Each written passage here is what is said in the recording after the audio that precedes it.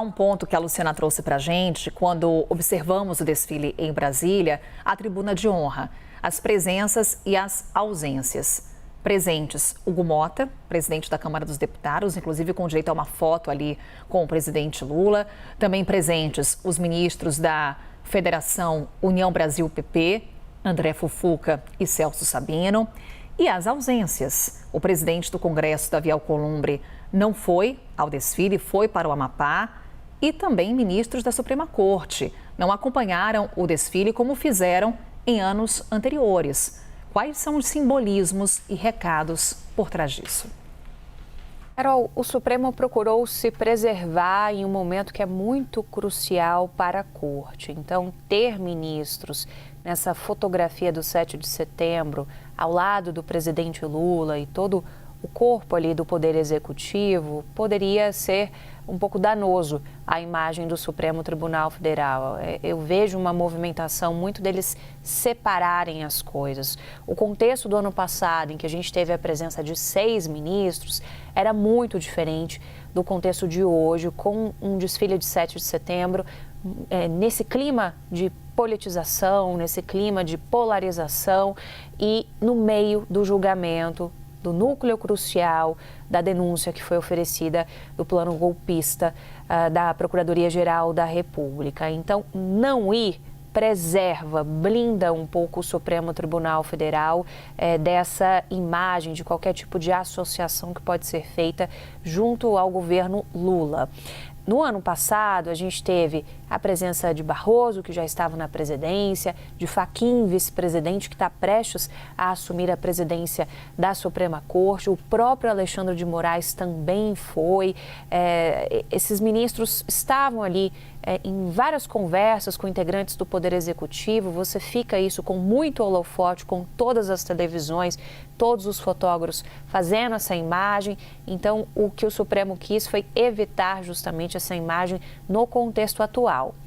Agora, o ministro Gilmar Mendes, que é o decano da Corte, e eu friso que ele é o decano porque ele acaba pegando para si um pouco a responsabilidade quando a Corte vê que tem necessidade de comentar algo, ao final do dia de ontem, fez questão de marcar um posicionamento de defesa do processo legal no Supremo Tribunal Federal, da instituição, do ministro Alexandre de Moraes.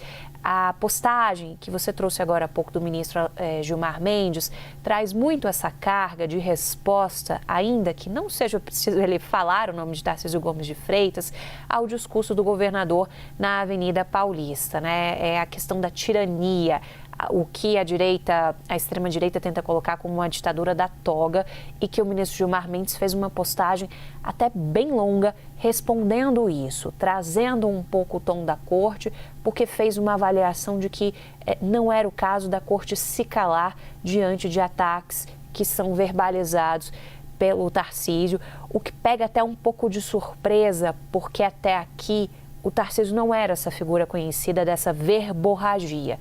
Mas é aquilo que a gente estava falando anteriormente. Ele escolheu politicamente, neste momento, abraçar as bandeiras bolsonaristas.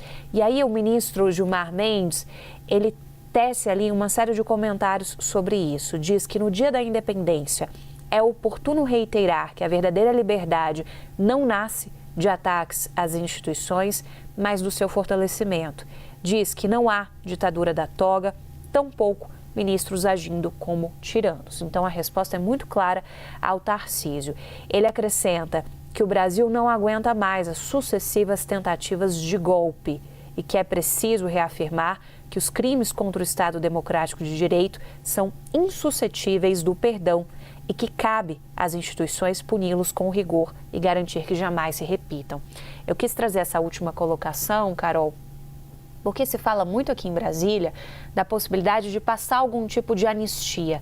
Não essa anistia ampla, geral e restrita que abrace Jair Bolsonaro, mas uma anistia separando aqueles que estavam meramente participando do 8 de janeiro, daqueles que organizaram, que arquitetaram e que financiaram.